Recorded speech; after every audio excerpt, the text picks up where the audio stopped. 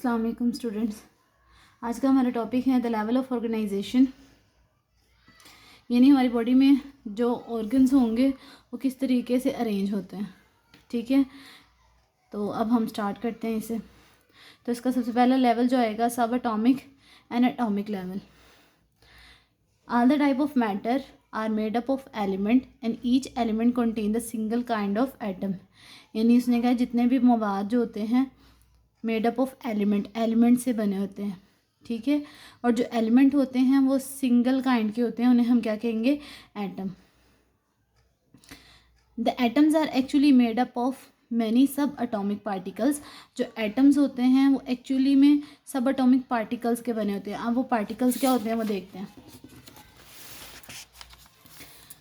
जिनमें जो सब एटॉमिक पार्टिकल हैं मोस्टली स्टेबल होंगे। सब atomic particles are electrons, protons and neutrons. और आपको पता है कि इलेक्ट्रॉन पे नेगेटिव चार्ज होता है, प्रोटॉन्स पे पॉजिटिव और न्यूट्रॉन्स पे न्यूट्रल, यानी कोई चार्ज नहीं होता इस पर।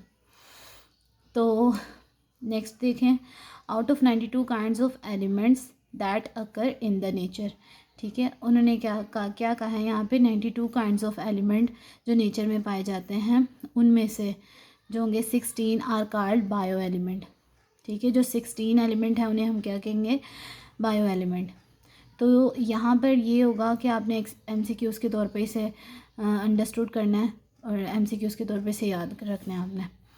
These take part in making the body mass of living organism. यानी ये जो 16 बायो एलिमेंट्स हैं ये किस में मदद करते हैं? हमारी बॉडी मेकिंग में।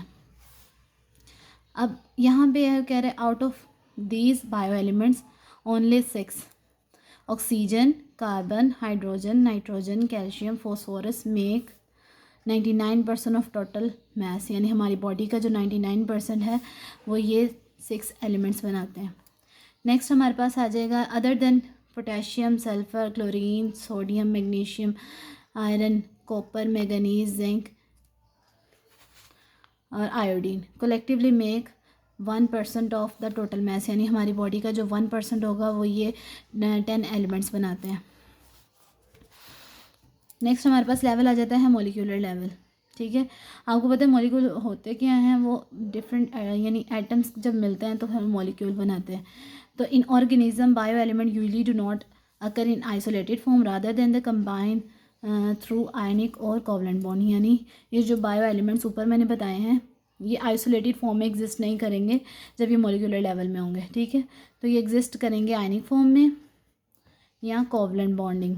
ठीक है, यानी कोवलेंट बॉन्ड आपको क्या पता, इसमें ये होता है म्यूचुअल शेयरिंग ऑफ होती है एटम्स में, तो उसमें मॉलिक्यूल बन जाते हैं।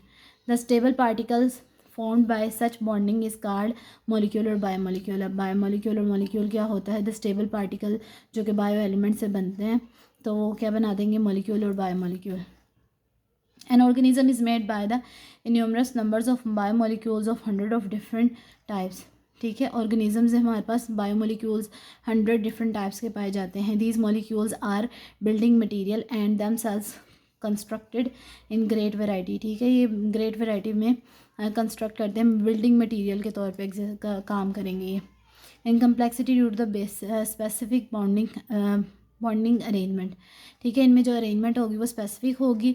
Biomolecules are classified as micromolecules and macromolecules. अब जो बायोमोलिक्यूल्स होंगे वो दो तरह से अरेंज होते हैं,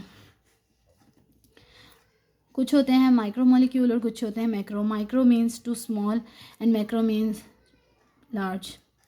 माइक्रोमोलिक्यूल्स वो मोलिक्यूल्स होंगे जो स्मॉल साइज़ में होंगे। ठीक है, उनका मोलिकुलर वेट भी कम होगा। Micromolecules are with low molecular wait.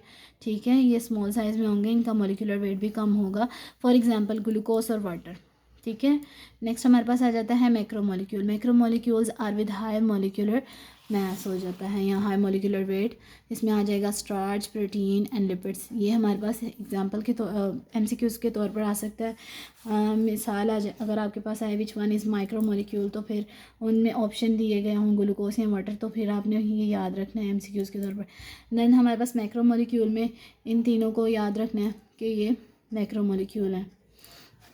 हमारे पास आ जाता है next organelles and cell level. अब हमें पता होना चाहिए सेल होता क्या है। सेल क्या है हमारे पास, बेसिक यूनिट है ऑर्गेनाइजेशन ऑफ ऑर्गेनिज्म, यानी ऑर्गेनिजम्स में जो ऑर्गेनिज्म बनने का ज़रिया ही सेल है, यानी सेल से ही बेसिक यूनिट है जिससे एक पूरा इंडिविजुअल बनेगा। ठीक है, तो अब हमें देखेंगे इसमें biomolecule assemble in a particular way and form the organelles, यानी जो बायोमोलिक्यूल हैं वो अरेंज होंगे एक पर्टिकुलर वे में तो क्या बना देंगे organelles. And organelles are actually subcellular structure in the cell, cell के अंदर के जो स्ट्रक्चर्स होंगे उसे हम क्या कहेंगे ऑर्गेनेलिज। अब डिफरेंट ऑर्गेनेलिज बॉडी में पाई जाती हैं, कुछ यहाँ पे डिस्कस होंगी, उसे हम देखते हैं। Each type of organelle specified to perform the specific function, यानी जितनी भी बॉडी सेल के अंदर ऑर्गेनेलीज होगी, जोन सी ऑर्गेनेली होगी सब अपना स्पेसिफिक फंक्शन परफॉर्म करेंगी। ठीक है ना, इस मिसाल के तौर पर for example mitochondria are specialised for cellular respiration. अब माइटोकॉन्ड्रिया में होता क्या है कि सेलुलर रेस्पिरेशन, ये MCQs के तौर पर है कि mitochondria is specialised for dash, तो ऑप्शन दे दिए जाएंगे जिसमें आपको ये नज़र आए अगर सेलुलर रेस्पिरेशन तो ये करेक्ट होगा। And the ribosome is specialise for protein synthesis, ये भी एक MCQs है। In this way the function of the cell are accomplished by these specialised structure, यानी जो सेल का फंक्शन है वो इन ऑर्गेनेलिज के फंक्शन को परफॉर्म करते हुए ही स्पेशलाइज स्ट्रक्चर बनेगा। It is an example of division of labour within the cell, मिसाल के तौर पर जैसे एक मकान की तमीर होती है तो उसमें डिफरेंट लेबर्स का काम डिफरेंट होता है, तो उसी तरीके से सेल के अंदर भी ये लेबर के तौर पर डिफरेंट ऑर्गेनेलिज का काम होता है। हर ऑर्गेनेली अपना अपना स्पेसिफिक फंक्शन परफॉर्म करती है। In this case prokaryotes and most protist, ठीक है, प्रोकैरियोट्स या ज़्यादातर जो प्रोटिस्ट हैं इनमें organisms consist of single cell, तो ये एक MCQs है। ठीक है, प्रोकैरियोट्स या प्रोटिस्ट में जो ऑर्गेनिजम्स हैं वो सिंगल सेल एग्जिस्ट करते हैं, इनमें सिंगल सेल होता है। In this case the most fungi and animals plants and organism consist of trillions of cell, यानी हम इन्हें मल्टी सेलुलर भी कह सकते हैं। ठीक है, जो एनिमल्स हैं, प्लांट्स हैं, फंजाई हैं, इनमें ट्रिलियंस ऑफ सेल्स होते हैं। नेक्स्ट हमारे पास आ जाता है टिश्यू लेवल। अब सेल्स मिले तो टिश्यू बन गया। ठीक है, several cells work function together to form the tissue. अब टिश्यू लेवल को हम पढ़ेंगे the multi cellular organism similar cell, यानी जो मल्टी सेलुलर ऑर्गेनिज्म क्या हैं, एनिमल्स हैं, प्लांट्स हैं, फंजाई हैं, ये सारे मल्टी सेलुलर ऑर्गेनिजम्स में आते हैं। Similar sales performing the similar function. ठीक है, सिमिलर सेल जो सेम सेल एक ही तरह के सेल्स होंगे वो एक ही तरह का फंक्शन परफॉर्म करेंगे। Are organized into a group are called tissue. ठीक है, तो इसे हम क्या कहेंगे टिश्यू। टिश्यू की डेफिनेशन है we can define the tissue as a group of similar cell. हम टिश्यू को इस तरीके से भी डिफाइन कर सकते हैं, group of similar cell specialized for the performance of the common function, यानी group of cell similar cells का जो ग्रुप है वो एक ही फंक्शन को परफॉर्म करे तो हम इसे क्या कहेंगे, ये टिश्यू है। Each cell in the tissue carries on its life process, यानी जो ईच सेल जो होगा टिश्यू में वो अपनी लाइफ प्रोसेस को प्रोसीड करेगा। Like the cellular respiration protein synthesis, यानी सेलुलर रेस्पिरेशन भी मिसाल के तौर पर आ जाता है, प्रोटीन सिंथेसिस भी आएगा। और but it also carry the some special process related to the function of the tissue, यानी कुछ ऐसे फंक्शन जो होंगे ये परफॉर्म करेगा जो टिश्यू के फंक्शन से रिलेट करते हों। For example the type of plant tissue की एग्जांपल देते हुए यहाँ पे कह रहे हैं epidermal tissue, ground tissue etcetera. Animal tissue are also of different type, animal tissue में भी डिफरेंट टाइप्स के आ जाते हैं, नर्वस टिश्यू है, मस्कुलर टिश्यूज़ हैं। ठीक है, मैसेज कंडक्ट करते हैं नर्वस टिश्यू के थ्रू, और मसल्स टिश्यू क्या करेंगे, मूवमेंट, कंट्रैक्शन, रिलैक्सेशन, ये सारा काम होता है मसल्स टिश्यू का। नेक्स्ट हमारे पास आ जाता है ऑर्गन एंड ऑर्गन सिस्टम, और ये इंपॉर्टेंट क्वेश्चन है, मोस्टली लॉन्ग के तौर पर आ जाता है। अब ऑर्गन क्या होगा, सेल्स मिले तो टिश्यू बना, टिश्यूज़ बने, टिश्यूज़ जब मिलेंगे ग्रुप ऑफ टिश्यूज़ तो क्या बना देंगे, एक ऑर्गन। ठीक है, अब in the higher multi cellular organisms, यानी एनिमल्स और प्लांट्स की बात कर ली जाए तो more than one type of tissue, यानी एक से ज़्यादा टाइप के जो टिश्यू होंगे, एक हैविंग द रिलेटेड फंक्शन, इनका फंक्शन जो होगा एक दूसरे से रिलेट करेगा, are organise together make a unit, यानी जब वो एक तरतीब या इनको अरेंजमेंट की जाए तो एक यूनिट बना देते हैं, जिसे हम क्या कहेंगे, organ. Different tissue of organ perform the specific function, यानी डिफरेंट टिश्यू जो होंगे वो अपना स्पेसिफिक फंक्शन को परफॉर्म करेंगे and this function collectively becomes a function of the organ, और ये जो फंक्शन परफॉर्म करेंगे उसे हम क्या कहेंगे, organ. For example stomach is an organ specialised for the digestion of protein, यानी स्टमक जो होगा वो डाइजेशन ऑफ प्रोटीन का वर्क करता है फॉर स्टोरिंग ऑफ फूड। ठीक है, जब हम खाना खाते हैं तो हमारी जो फूड होगी उसमें प्रोटीन है, उसे डाइजेस्ट करेगा और उसे फूड को स्टोर करेगा stomach.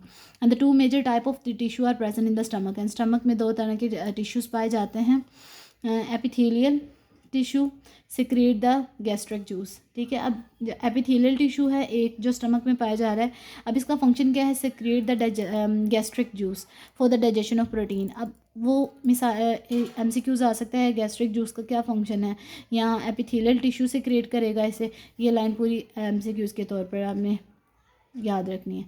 Muscles tissue perform the contraction of the stomach wall for grinding of food and moving the food to the posterior end. ठीक है, जो पोस्टीरियर एक एंटीरियर एंड होता है, एक पोस्टीरियर जो बैक वाली साइड पे यानी बाद में जो एंड्स आ रहा है स्टमक के उसे हम पोस्टीरियर एंड कहेंगे। तो इसका क्या काम है मसल्स का, कि स्टमक की वॉल्स को कॉन्ट्रैक्ट करना ताकि फूड जो हो वो अच्छे तरीके से ग्राइंड हो जाए, टूट फूट हो जाए। ठीक है, अच्छे तरीके से छोटे छोटे पीसेस में कन्वर्ट हो जाए। ठीक है, और इसे क्या कहाँ मूव करना, पोस्टीरियर एंड की तरफ।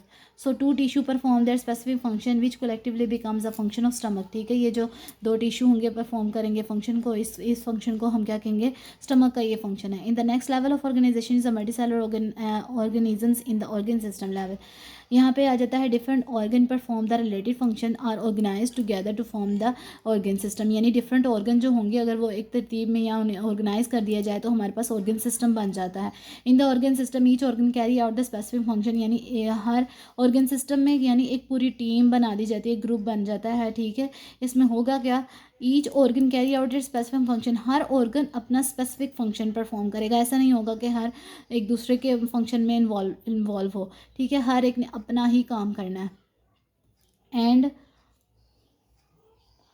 फंक्शन और function of all organ appear the function of organ system, यानी जितने भी ऑर्गन हैं अपना अपना फंक्शन परफॉर्म करेंगे, इस फंक्शन को क्या हम कहेंगे, organ system. For example digestive system in the organ system carry out the process of digestion, यानी डाइजेस्टिव सिस्टम में क्या होगा, डाइजेशन होगी।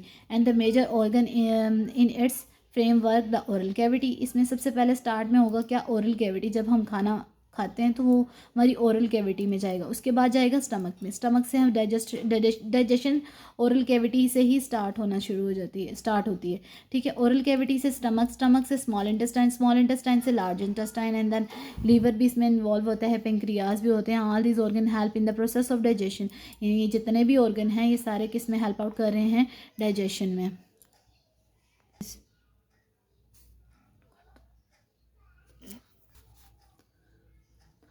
The organ system level is less complex in plant, जो ऑर्गन सिस्टम लेवल है वो less complex होता है प्लांट्स में। फॉर एग्जांपल रूट सिस्टम में as compare to the animal, it is due to the great range of function and activities in animals and in plants, यानी जो animals होते हैं उनमें ग्रेट रेंज ऑफ फंक्शंस होते हैं, उनमें डिफरेंट ऑर्गन्स बहुत ज़्यादा मल्टीपल्स ऑर्गन होते हैं। ठीक है, और उनका फंक्शंस उनकी एक्टिविटीज़ बहुत ज़्यादा ग्रेट रेंज में पाई जाती हैं एनिमल्स में एज़ कम्पेयर टू प्लांट। इसलिए जो होता है ऑर्गन सिस्टम प्लांट्स का वो लेस कम्प्लेक्स होता है एज़ कम्पेयर टू एनिमल। आज का लेक्चर यहीं ख़त्म होता है, बहुत जल्द नए लेक्चर के साथ आएंगे। अल्लाह हाफ़िज़।